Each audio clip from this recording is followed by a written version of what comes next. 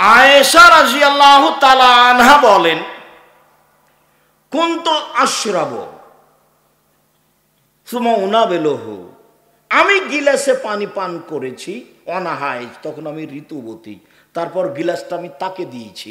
ফায়া যাও ফাহু ফিমজে ফিয়ে, তিনি ওইখানে মুখ লাগিয়ে পানি পান করলেন যেখানে আমি মুখ লাগিয়ে পানি পান করেছি। শুধু প্রেম প্রীতি ভালোবাসায় নিয়ে যাবেন না, সমাজ একটা ঠেকিয়ে একটা সমাজ চালু করা হচ্ছে। বুঝাতে পারি না কথা মনে হয়। সামাজিক গতি একটা ঠেকিয়ে কি করা হচ্ছে, আর একটা চালু করা হচ্ছে। সমাজে ইহুদি খ্রিস্টান ভর্তি। আয়েশা রাদিয়াল্লাহু তাআলার নিজস্ব বিবরণ। আয়েশা রাদিয়াল্লাহু তাআলা বলছেন, ওয়াতাররাকুল আরকা, আমি একটা গোশত দাঁতে ছিঁড়ে খেতাম, সুমাউনা বেলহু, তারপর ওই গোশতের টুকরায় রাসূলের হাতে দিতাম। ফায়া যাও ফাউ ফিমজে ফিয়ে, তিনি গোশতের ওখানে মুখ লাগাতেন যেখানে আমি মুখ লাগিয়ে ছিঁড়ে খেয়েছি। ওয়ানা হাইজ, তখন আমি ঋতুবতী। আগের যে ইহুদি খ্রিস্টানদের অবস্থা ঋতুবতী নারীর সাথে যেটা বললাম সেটা ভালো করে মনে রাখতে হবে। ওদের সাথে খাবেও না, ওদের সাথে মিশবেও না। কেন? ঋতুবতী হয়েছে এই জন্য। কথা বুঝাতে পারিনি।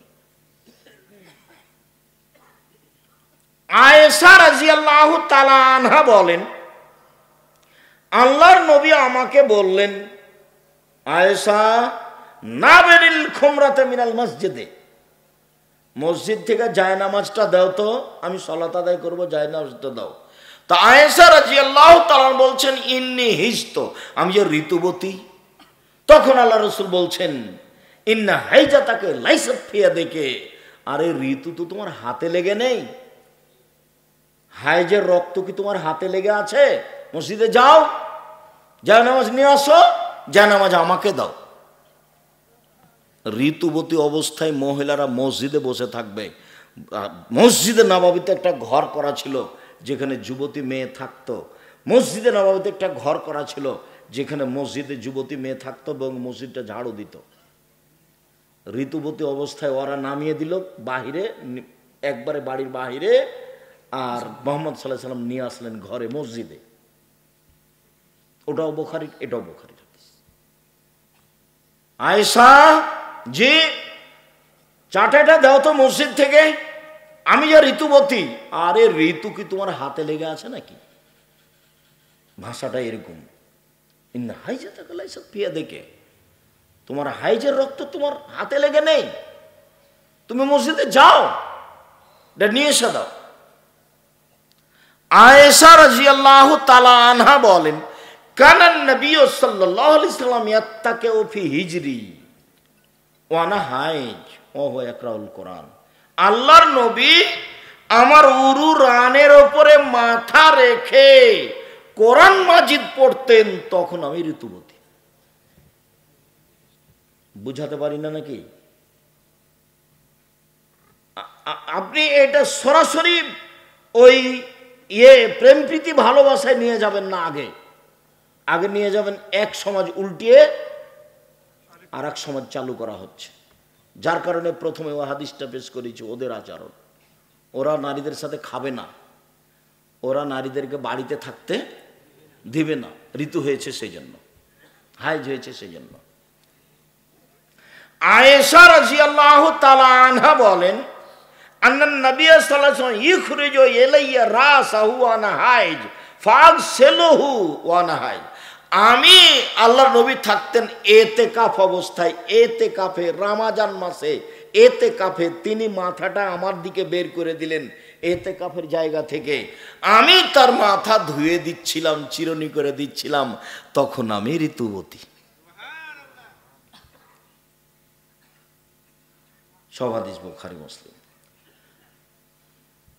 উম্মু সালমা রাদিয়াল্লাহু তাআলা আনহা বলেন, কানান নবী সাল্লাল্লাহু আলাইহি সাল্লাম ইসাল্লি বিমিরতিন ওয়া আলাইহি বাজুহু আলাইহি বাজ, একটা চাদর গায়ে দিয়ে আল্লাহর নবী সালাত আদায় করছিলেন, যেই চাদরের কিছু অংশ ছিল আমার গায়ে, কিছু অংশ ছিল রাসূলের গায়ে, তখন আমি ঋতুবতী।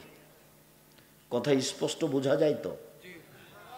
সম্মানিত দিনী ভাই বোন, এইবার একটা পরিবেশ আপনাকে আমি দেখালাম, এখানে রাসূলের পক্ষ থেকে নারীদের মর্যাদা এবং নারীদের নিজস্ব মর্যাদায় চলেন, যেটা পুরুষের চেয়ে ভিন্ন। এই ছেলে, যেই মর্যাদা আল্লাহ নারীদের দিয়েছেন সেই মর্যাদা পুরুষ কোনোদিন অর্জন করতে পারবে না। নারীরা ভুল বুঝে নিচে নেমে গেছে। বেগম রোকেয়ার গল্প পড়ে মনে করেছে যে আমরা তো বাহিরের বস্তু, ভিতরে কেন? আমাদেরকে তো উপার্জন করে খেতে হবে, নিজের পায়ে দাঁড়াতে হবে। এই কথাটাও কিভাবে মাথায় নিয়ে আসলো? অথচ আল্লাহ বলছেন ওকে উপার্জনের জন্য সৃষ্টি করা হয়নি। আল্লাহ বলছেন অমিন আয়াতিয়ান খালাকালাকুম মিন আনফুসিকুম আজওয়াজান লিতাসকুনু ইলাইহা, পৃথিবীর মানুষ শোনো, তোমাদের পাশ থেকে আমি তোমাদের স্ত্রীদেরকে সৃষ্টি করেছি যাতে করে তোমরা সেখানে শান্তি তৃপ্তি পাও। ওয়াজালনা বাইনাকুম মাওয়াদ্দাতাও রাহমা, তোমাদের স্বামী স্ত্রীর মাঝে ভালোবাসা ভ্রাতৃত্ব ভাব সৃষ্টি করে দিয়েছি। স্বামীর শান্তি তৃপ্তির জন্য নারীকে সৃষ্টি করা হয়েছে। তো ও যদি স্কুলে গিয়ে সকাল 9টা থেকে নিয়ে বিকাল 5টা পর্যন্ত থাকে, তাহলে শান্তি তৃপ্তি কি থাকলো? ও ব্যাংকে চাকরি করে, গোসলখানাতে ঢুকে ওইদিকে একটু 19-20 হয়ে গেলে ম্যানেজার ঠেলা দিবে, তখন তাড়াহুড়া করে বলছে ওর শাশুড়িকে বা ওর স্বামীকে, বলছে টাইম হয়ে গেছে চলে গেলাম, কাপড়টা খেঁচে একটু শুকাতে দিয়েন। এই জন্য তো আল্লাহ তাকে সৃষ্টি করেননি। সম্মানিত দিনী ভাই বোন, আল্লাহ বলছেন তাহলে এখানে শান্তি তৃপ্তি, চলেন ওখানে নিসাউকুম হারসুল লাকুম ফাতু হারসাকুম আন্না শাইতুম, পৃথিবীর মানুষ তোমাদের স্ত্রী তোমাদের জমি, পৃথিবীর মানুষ তোমাদের স্ত্রী তোমাদের ক্ষেত, তোমরা তোমাদের খেতে আসো তোমাদের ইচ্ছা মতো, তোমাদের যেটা শান্তি তৃপ্তি হবে সেটা তো হবেই। তোমাদেরকে ক্ষেত আবাদ করে পরবর্তী বংশসূত্র বহাল রাখতে হবে, ধারাবাহিকভাবে মানুষ বহাল রাখতে হবে। তোমরা ওই পরিবারে বিবাহ করো যেই পরিবারের মায়ের ছেলে মেয়ে বেশি, তাহলে তোমার স্ত্রীর ছেলে মেয়ে বেশি হবে। ফানকে হলো দুদা লুদা ফাইনি মুকাসসারুম বিকুম ইয়াউমাল কিয়ামা, তোমরা ওই মেয়েকে বিবাহ করো যেই মায়ের ছেলে মেয়ে বেশি, তাহলে সন্তান বেশি হবে। বিচারের মাঠে আমি মুহাম্মদ সাল্লাল্লাহু আলাইহি সাল্লাম আমার উম্মতের সংখ্যা বেশি হবে, এটাতে আমি গর্ব করব। আমার উম্মত সবচেয়ে বেশি। যখন মুসা আলাইহিস সালামের জনগণ দেখব, তখন আমার খালি সন্দেহ ধাক্কা খাবে, এরা কেরা, এরা কার, এরা কে? তাহলে মুসা আলাইহিস সালাম, মুসা আলাইহিস সালাম এত মানুষ, মানে সন্দেহ কাজ করছে এখনো।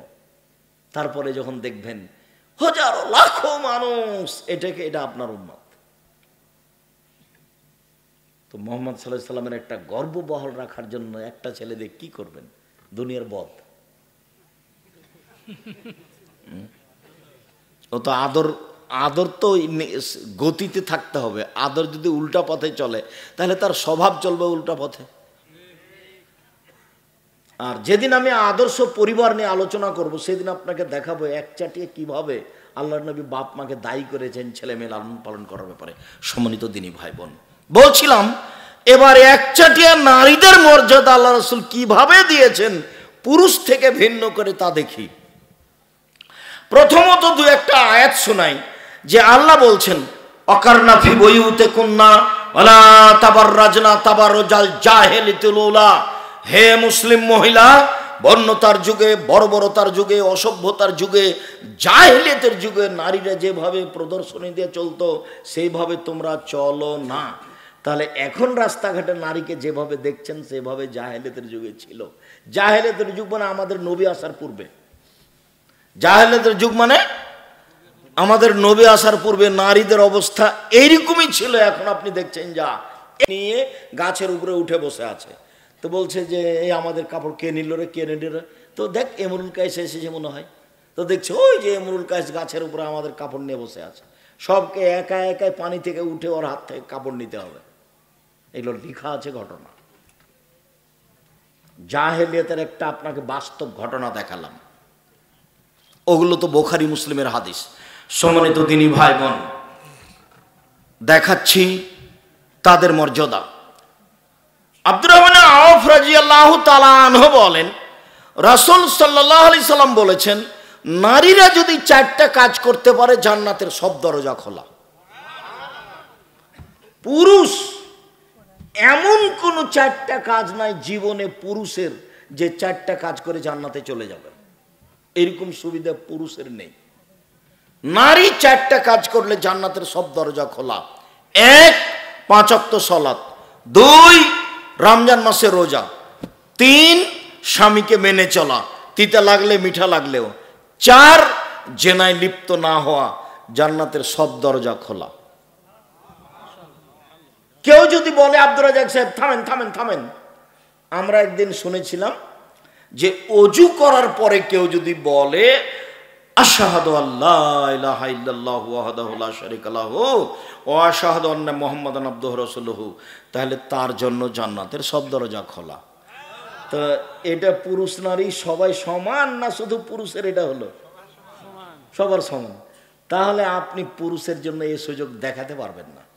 এটা হলো নারীদের পার্সোনাল মর্যাদা। এটা কোনো দিন আর জীবনে কোথাও বের করতে পারবেন না যে 4টা কাজে করলে জান্নাতের সব দরজা খোলা। কেউ যদি এটা পেশ করে, এ দেখেন শোনেন শোনেন, আল্লাহ নবী বলেছেন ওযু করার পরে যদি কেউ বলে আশহাদু আল্লা ইলাহা ইল্লাল্লাহু ওয়াহদাহু লা শারীকা লাহু ওয়া আশহাদু আন্না মুহাম্মাদান আবদুহু রাসূলুহু, তাহলে জান্নাতের সব দরজা খোলা।